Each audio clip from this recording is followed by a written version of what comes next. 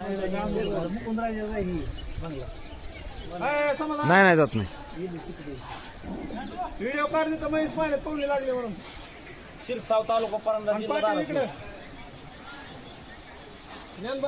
Video काढ. इथं एक 5-6 जण साहेब अडकलेत. त्यांना काहीच सोय नाही. लहान मुलं आहेत त्यांची ते अडकले तेव्हा. आणि पलीकडची साईड तिथं या ठिकाणी जवळपास 300-400 लोकांची वस्ती आहे. सगळेच अडकले तिथं. तर आपण त्वरित आम्हाला मदत करायची अगावी वस्ती दिसते तुम्हाला. कारण या वस्तीवरती हॅलो बिस्किटचं पुढं कोणतं द्यायचं लावून तुम्हाला. हेलिकॉप्टर या लागलंय. या साईडला पण बरेच जण अडकले.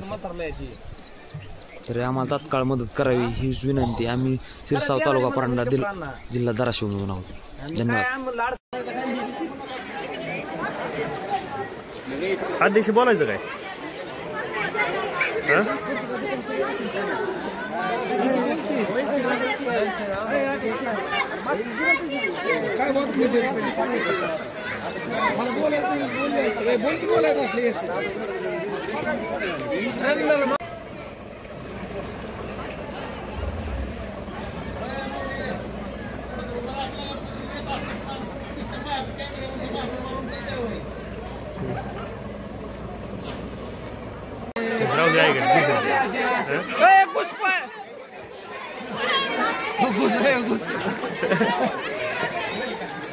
ए ढकल पाण्यात.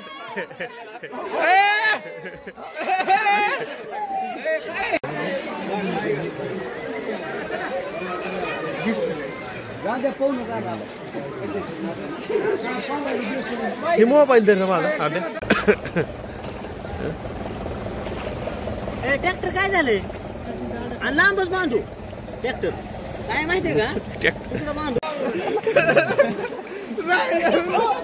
शिरसाव गाव आहे परांडा तालुक्यामध्ये. आता हे गावाच्या कडेने म्हणजे मंदिरापाशी पाणी आलेलं आहे आणि आता हे जनजीवन विस्कळीत झालेलं आहे. त्याचप्रमाणे इकडं रोडला गाड्या आहेत सगळीकडं. सगळ्या गाड्यामध्ये पाणी शिरलेलं आहे. आता ही गाडी पूर्ण हालाना गेली. म्हणजे 4 टायर आदर झालेले आहेत.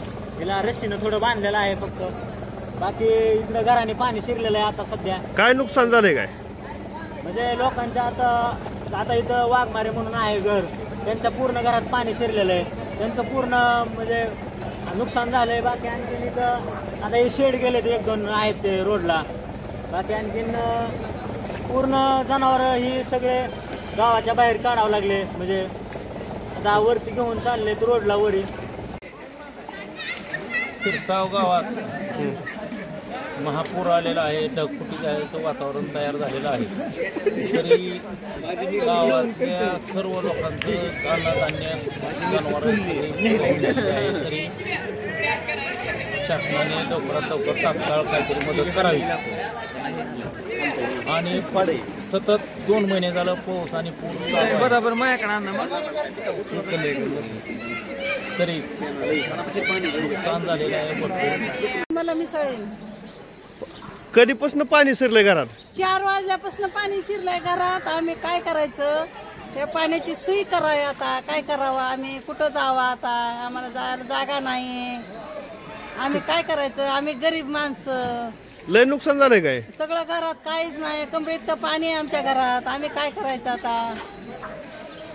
ग्रामपंचायत प्रशासन आलं नाही काय? आता सगळं आलं चौकड आलं पण काय करायचं मग आम्ही?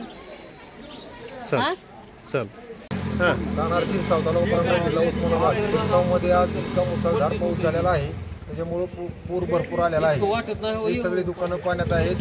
कमीत कमी 10 ते 20 लाखाचं नुकसान आहे सगळ्यांचं.